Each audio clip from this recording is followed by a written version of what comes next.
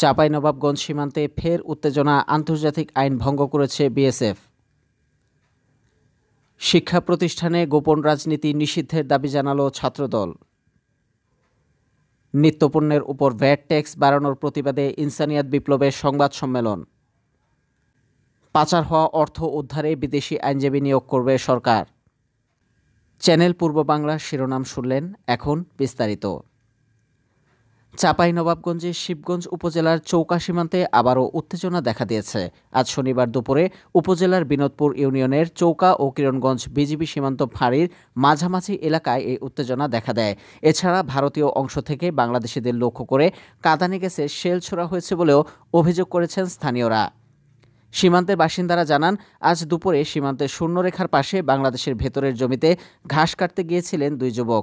এ সময় ফসলি জমি বিনষ্টের অভিযোগ তুলে তাদের মারধর করেন ভারতীয়রা। বর্তমানে বিজিবি সদস্যরা সীমান্তে অবস্থানরত বাংলাদেশিদের শান্ত রাখার চেষ্টা করছেন। দেশের সব শিক্ষা প্রতিষ্ঠানে আন্ডারগ্রাউন্ড রাজনীতি নিষিদ্ধের দাবি তুলেছে ছাত্রদল। তারা বলছে, বাংলাদেশে আর আন্ডারগ্রাউন্ড রাজনীতির কোনো বাস্তবতা নেই। তারপরও কোনো ছাত্র সংগঠন এ ধরনের কর্মকাণ্ডে লিপ্ত থাকলে মনে করা হবে তারা ৭১-এর মতো আবারও বড় কোনো ষড়যন্ত্রে লিপ্ত রয়েছে।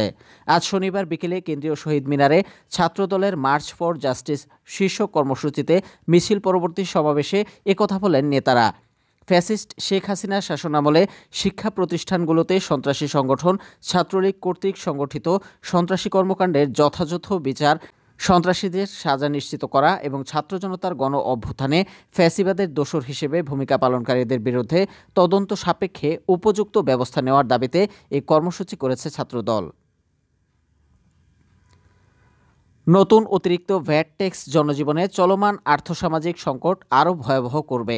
নিত্যপণ্যের উপর নতুন করে অতিরিক্ত ভ্যাট ট্যাক্স আরোপের প্রতিবাদ ও প্রত্যাহারের দাবিতে ইনসানিয়াত বিপ্লব বাংলাদেশের উদ্যোগে শনিবার ১৮ই জানুয়ারি এক সংবাদ সম্মেলন অনুষ্ঠিত হয়।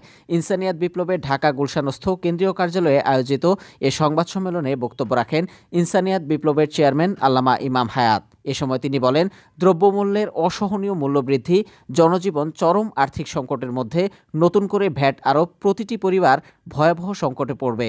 অতিরিক্ত ভ্যাট আরোপ পরবর্তী সরকারের দেশ পরিচালনায় চরম ব্যর্থতা ও অর্থনীতি ব্যবস্থাপনায় ধ্বংসাত্মক পদক্ষেপ এবং জনগণের উপর বিবেকহীন জুলুম বলে আল্লামা ইমাম হায়াত উল্লেখ করেন। বিদেশে পাচার হওয়া অর্থ পুনরুদ্ধারে বিদেশি আইনজীবী নিয়োগ করবে অন্তর্বর্তী সরকার। বড় অঙ্কের তহবিল উদ্ধারে তাদের কমিশন দেওয়া হবে বলে জানিয়েছেন বাংলাদেশ ব্যাংকের governor doctor Ahsan H Mansur. রাজধানীর হোটেল প্যান প্যাসিফিক সোনারগাঁওয়ে শনিবার সেন্টার ফর নন রেসিডেন্ট বাংলাদেশে আয়োজিত ব্র্যান্ডিং বাংলাদেশ কনফারেন্স উদ্বোধনী অনুষ্ঠানে তিনি একথা জানান। অনুষ্ঠানে সভাপতিত্ব করেন সংগঠনটির সভাপতি MS শেকিল চৌধুরী এবং প্রধান অতিথি ছিলেন পররাষ্ট্র উপদেষ্টা মোহাম্মদ তৌহিদ হোসেন। আহসান এইচ মনসুর আরও বলেন, পাচার হওয়া অর্থ পুনরুদ্ধারে আমরা বিদেশি সংস্থাগুলোর সঙ্গে কাজ করছি। ব্যাংকিং চ্যানেলে সরাসরি রেমিটেন্স পাঠানোর প্রয়োজনীয়তার উপর জোর দিয়ে তিনি বলেন, বর্তমানে প্রবাসীদের রেমিটেন্স পাঠানোর জন্য প্রণোদনা দেওয়া হচ্ছে, তবে রেমিটেন্সের স্থিতিশীল প্রবৃদ্ধি নিশ্চিত করতে আমাদেরকে আমলাতান্ত্রিক বাধাগুলো কমাতে হবে।